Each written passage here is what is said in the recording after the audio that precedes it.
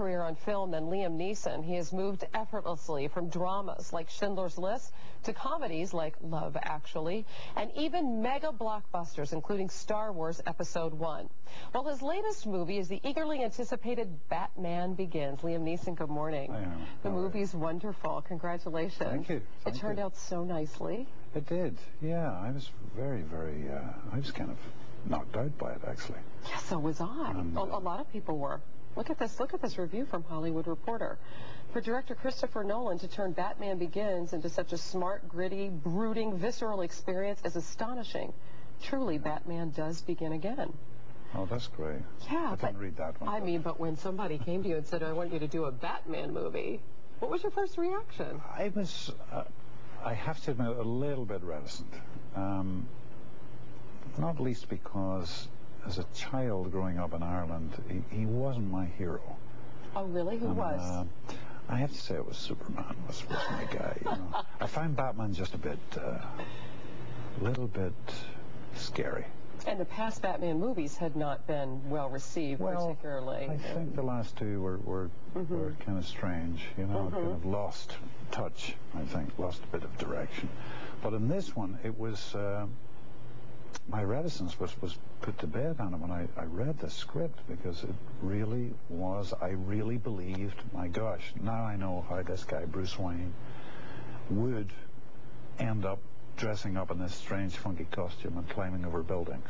Right. The script really, and the film really delivers as to how and why that happens. His story, how a normal guy becomes, I guess, quote-unquote, a superhero. He's billionaire Bruce Wayne. Normal, albeit very rich, of course.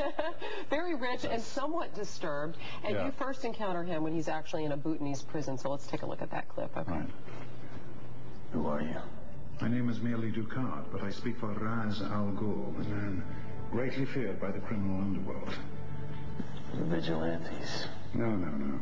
The vigilante is just a man lost in the scramble for his own gratification. He can be destroyed or locked up. But if you make yourself more than just a man, if you devote yourself to an ideal, and if they can't stop you, then you become something else entirely. Which is? A legend, Mr. Wayne.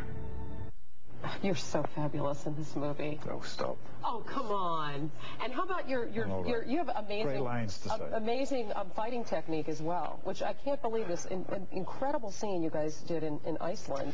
Yes, yeah. What was filming that day like? I mean, look, you're on ice here. I know, and people think this is computer graphics. It's not. This is Europe's biggest glacier, moving at a rate of 5-6 inches every day into a frozen pond.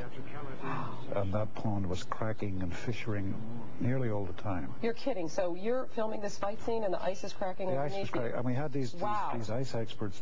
Their job was purely to look at the ice all day, every day. And there were various times we'd be called off the ice because it was just not safe. And sure enough, we'd get off and you'd hear this. Wow. And Christian and I would look at each other and think, okay. We better get this right on the first take. We better get it right. Absolutely. Yeah. Let's film this and get out of town. The movie, as you said, addresses a lot of things, and I don't really want to give away too much about your character.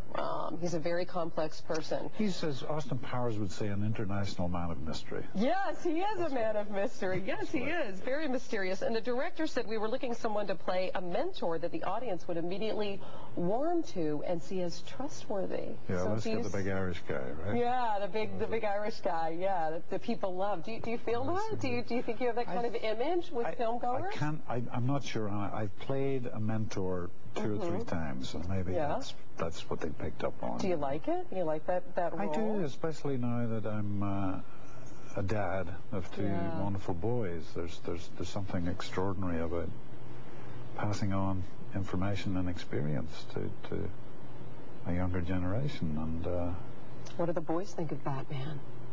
Well, they're just a bit too young to see it. They are. There are some sequences in it that are I'm not going to bring them. Well, let's put it this way. I watch some of it like this. Oh, do you?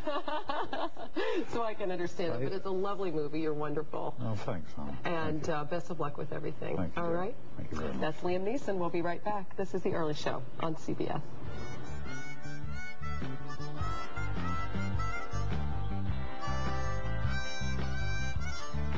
This weekend.